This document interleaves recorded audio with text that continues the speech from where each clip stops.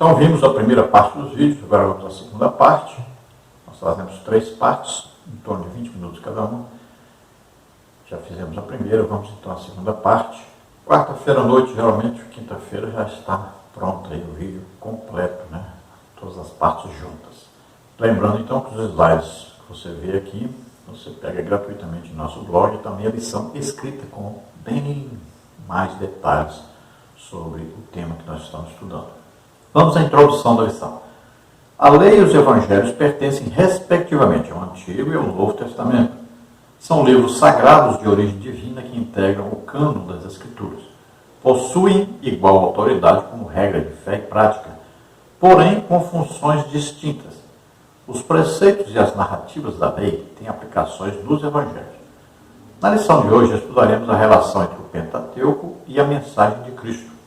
Então veja, a lei está no Antigo Testamento, a antiga aliança, e os evangelhos estão no Novo Testamento, a nova aliança. Toda a Bíblia é a palavra de Deus.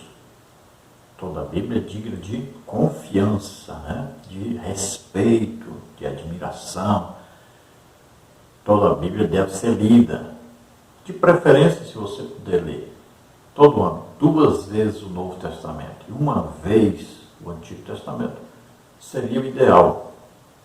Então você estaria aí aprendendo muita coisa e você poderia ser professor de escola bíblica dominical, pregador, tranquilamente, se você fizer isso.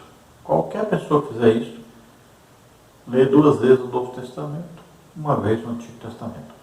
Se você lê, olha, para ler a Bíblia toda, um ano, basta você ler todo dia 3 capítulos e no domingo você lê 5 capítulos. Pronto. 1 ano você terá lido a Bíblia toda. A primeira vez que eu li a Bíblia toda, eu li todinha em 3 meses. Então, claro, isso é uma leitura, né? Agora, você lê e também estuda um pouco, medita um pouco, é melhor. Tanto o Antigo Testamento quanto o Novo Testamento tem, então, a autoridade de Deus na nossa vida aí, né, cristã, na nossa vida de prática e fé. É importante aprender sobre tudo que está na Bíblia. Não podemos deixar de lado o Antigo Testamento. Então temos que ler tudo. Agora é evidente que existe a maneira de se aplicar. Por exemplo, você vai ver Davi, quebra o queixo dos meus inimigos, destrói os inimigos. Olha bem, já pensou se nós fôssemos fazer isso? Então você tem que aprender como aplicar o que está escrito na palavra de Deus. Por isso que tem gente por aí guardando sábado, né? Porque não aprendeu as coisas. Então é preciso ter noção realmente do que é a Bíblia, qual o ensino que ela traz para nós. É preciso reconhecer Jesus em todos os livros da Bíblia, inclusive os livros do Antigo Testamento. Então é preciso aprender. Olha, Jesus disse, ame os seus inimigos. Ore pelos seus inimigos, abençoe os seus inimigos. Olha aí, é exatamente o contrário do que está escrito lá no Salmo. Então, muito cuidado com isso, que as pessoas confundem muito, né? No Antigo Testamento, aí nós vamos ver que é muito literal e as coisas são materiais. Olha, a promessa do Antigo Testamento é para um milênio. É Jesus governando sobre os judeus e os outros povos também. Então, é um milênio na terra. Já no Novo Testamento, as promessas são melhores, são superiores, são eternas. Olha, a promessa é que salvação e morada eterna com Deus. Nós vamos morar na Nova Jerusalém. Não é um corpo material, é um corpo espiritual. Olha aí, nós vamos ser arrebatados. Olha só, é diferente. São coisas superiores, espirituais. Então você precisa aprender essas diferenças aí. No Antigo Testamento, quando fala salvação, está se referindo à salvação dos inimigos, à salvação da doença, da enfermidade, da maldição. Então muitas vezes Você confunde isso pensando que é a salvação que está escrita no Novo Testamento. Quando fala em reino de Deus, né, nós estamos falando de um milênio. No Novo Testamento é diferente, é superior. Veja que o Espírito Santo mora em nós somos reis e sacerdotes. Veja bem. Então é coisa diferente, superior. O Novo Testamento é espiritual. Então nós vamos ver hoje aí sobre essa relação entre a lei e os evangelhos. Como a lei nos conduz ao evangelho. No tópico 1 nós temos o Pentateuco, a lei de Deus. Subtópico 1, os 5 livros da lei. Pentateuco é uma palavra que deriva de 2 termos gregos, penta e teucos, que significa 5 volumes. Trata-se do conjunto formado pelos 5 primeiros livros do Antigo Testamento, Gênesis, Êxodo, Levítico, Números e Deuteronômio. No texto hebraico e pelos judeus ainda hoje, esses volumes são denominados de Torá, com sentido de instrução, ensino, direção. A totalidade do Pentateuco é identificada nas páginas da Bíblia Sagrada como a lei, Êxodo 24, 12, Mateus 5, 17. A lei de Moisés, Josué 8, 31, 32, Atos 13, 39. A lei de Deus, Neemias 8, 8, Romanos 7, 22. E a lei do Senhor, Neemias 10, 29, Lucas 2, 22 e 23. Então aí, Pentateuco, né? Penta já significa o quê? 5. Então, esses 5 primeiros livros aí da Bíblia, olha, Gênesis, Êxodo, Levítico, Números e Deuteronômio. Para os judeus, esses 5 primeiros livros aí, que nós chamamos Pentateuco, chama-se Torá. O nome Torá significa ensino, né? Instrução. Então veja bem que nós temos aí um resumo geral do início de todas as coisas. Aí nós vamos ver a escolha do povo de Deus através de Abraão, a chamada de Abraão, a vida de Abraão e os patriarcas. Aí depois nós vamos ver que este povo é introduzido no Egito por causa de uma fome. José estava sendo governador do Egito, então conduz a sua família a morar no melhor da terra do Egito, a terra de Gósen, e ali eles vão morar durante 400 anos, sendo no final desses anos governados por faraós que não conheceram José e escravizaram este povo. Aí, no livro de Êxodo, nós vamos ver a saída deste povo em direção à terra prometida, onde antes moravam, né, Jacó, Isaac, Abraão. Então eles vão ser conduzidos para lá e nós vamos ver que por 40 anos eles vão andar pelo deserto, indo para possuir essa terra. Nós vamos ver no livro de Levítico as instruções sobre o que? O tabernáculo, né? Nós vamos ver aí, depois que é dada a lei lá em Êxodo, aí nós vamos ver o tabernáculo, que é o lugar de adoração deste povo a Deus, e as normas que são dadas, né, para essa adoração e para a convivência do povo entre si e do povo para com Deus. Então vamos ver várias leis, normas, tudo explicando como fazer cada coisa. Aí depois nós temos Números, que é a organização já desse povo para prepará-los para a entrada na terra prometida. Nós vamos ver aí a organização das tribos, né? Os nomes de cada tribo, líder, de cada descendente, tudo organizadinho. E Deuteronômio já é um resumo de tudo isso, já como se fosse uma repetição de tudo para que eles pudessem entrar na terra prometida e viver de acordo com o que Deus desejava para eles. Então nós vamos ver na Bíblia que o Pentateuco é chamado lei de Moisés, chamado lei de Deus, e também é chamado lei do Senhor. Olha, 4 nomes diferentes para os mesmos 5 livros, aí formando o Pentateuco. No subtópico 2 nós temos a grandeza da lei. Estuda-se a lei sobre 3 aspectos: morais, que possui validade permanente para todos os povos; cerimoniais, que tratam da liturgia religiosa dos judeus, e civis, que dizem respeito à responsabilidade israelita como cidadão. Nossa declaração de fé ensina que a lei de Moisés é o mais importante código de leis da antiguidade por sua santidade, por seu caráter espiritual e por sua autoridade divina. A lei é santa, um mandamento santo, justo e bom. A lei é espiritual, como está em Romanos 12, 14. Você vê isso na página 151, então, da declaração de fé. Contudo, enfatiza o documento doutrinário que a grandeza da lei vai além de tudo isso, pois nela Deus esboça o plano da redenção humana em Cristo, porque o fim da lei é Cristo para a justiça de todo aquele que crê. Romanos 10, 4. A obra de Cristo nos resgatou da maldição da lei e nos deu vida mediante o Evangelho. Então a lei, para nós estudarmos a lei, lá não está dizendo isso, mas para nós estudarmos, nós vamos ver a lei aí sobre os três aspectos, né? Moral, cerimonial e civil.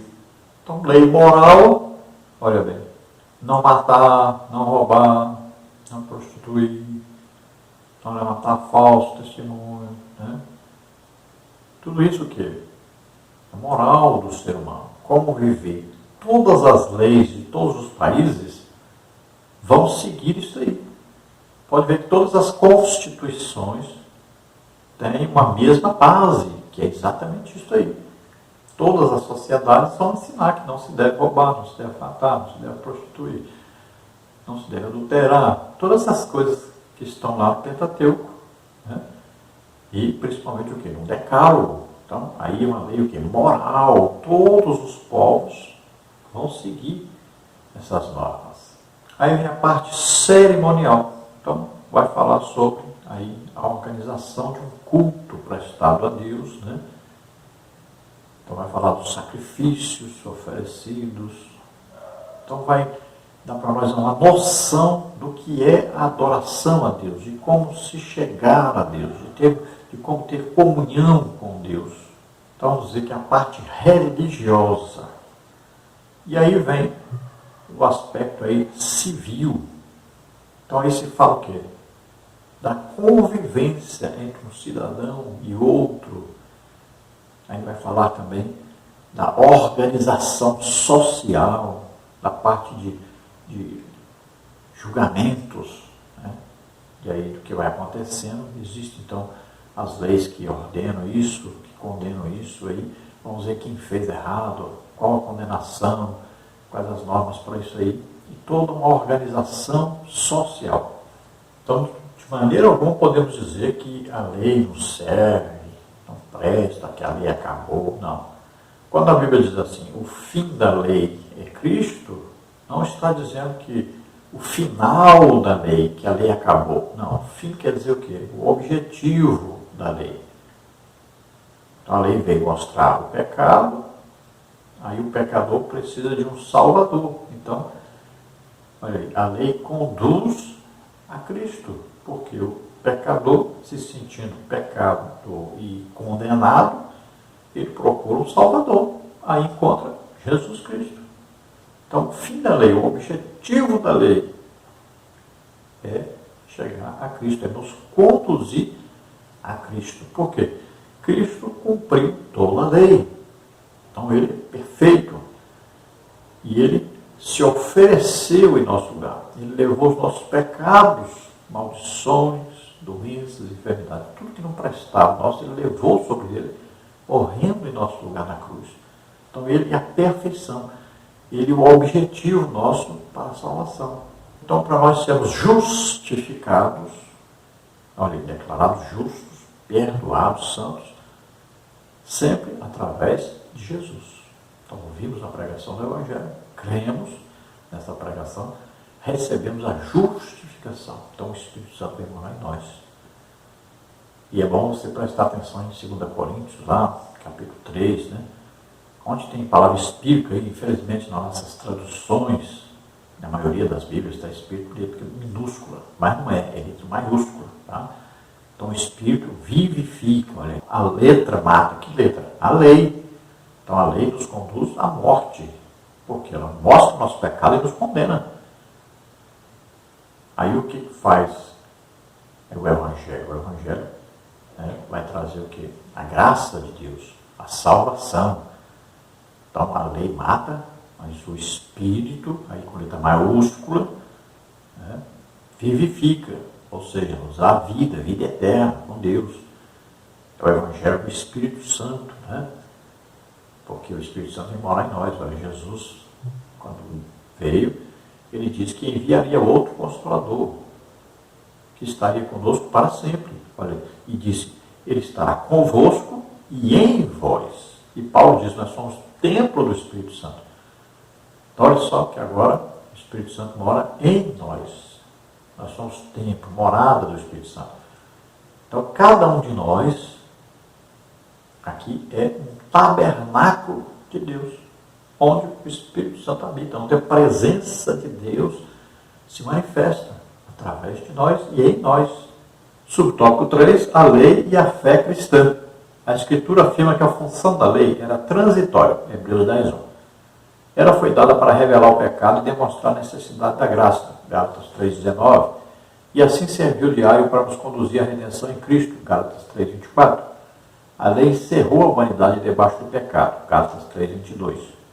Desse modo, ninguém pode ser salvo pelas obras da lei, Gálatas 2:16. Nesse aspecto, a obra de Cristo nos resgatou da maldição da lei, Gálatas 3:13, e nos deu vida mediante o Evangelho, 2 Timóteo 1:10. Cristo, único sem pecado, cumpriu a lei e inaugurou a dispensação da graça, Efésios 3:2, Hebreus 4:15. Agora, livres da lei, vivemos debaixo da graça divina, Romanos 6:14. E todo aquele que permanece em Cristo não vive pecando, 1 João 3:6.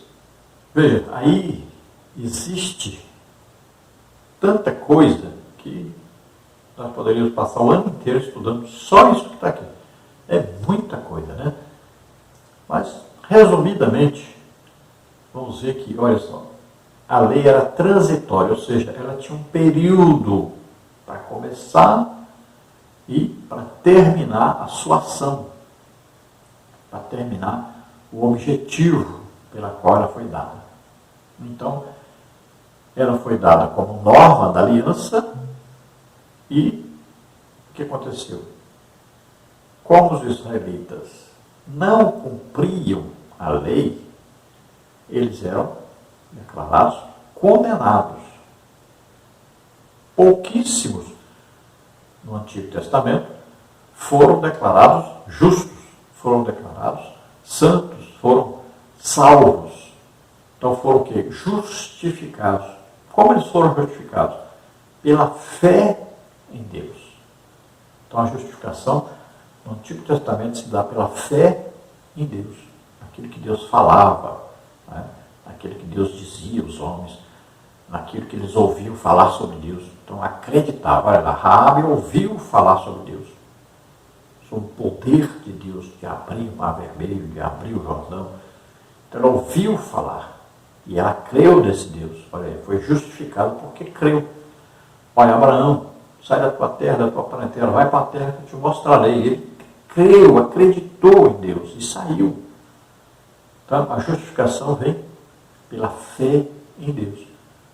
E também no Novo Testamento. Olha, a justificação é dada pela fé em Deus.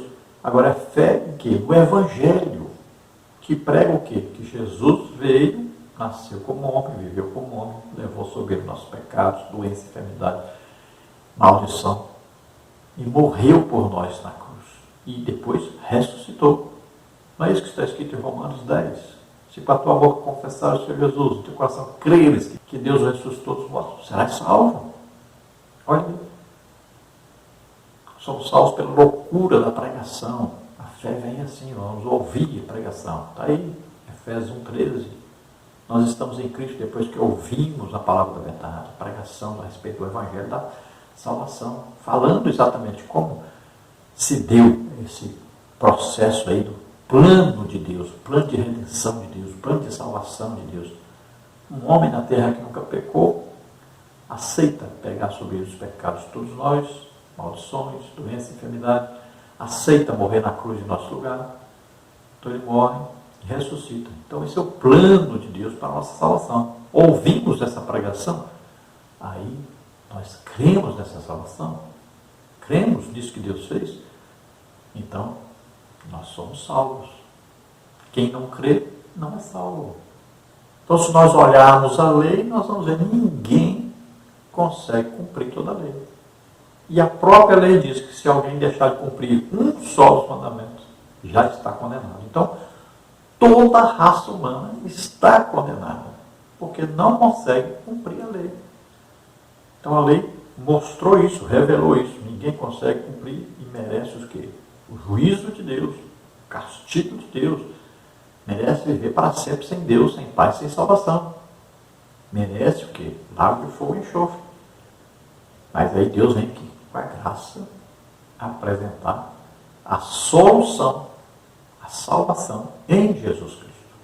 Agora, se ficamos livres da lei que nos condenava, nós não podemos agora viver em pecado. Então, nós temos que lutar e vencer todas essas tentações e vivermos de maneira tal que o pecado não nos derrote, não nos atinja, não nos vença. Temos que pregar mais sobre santificação.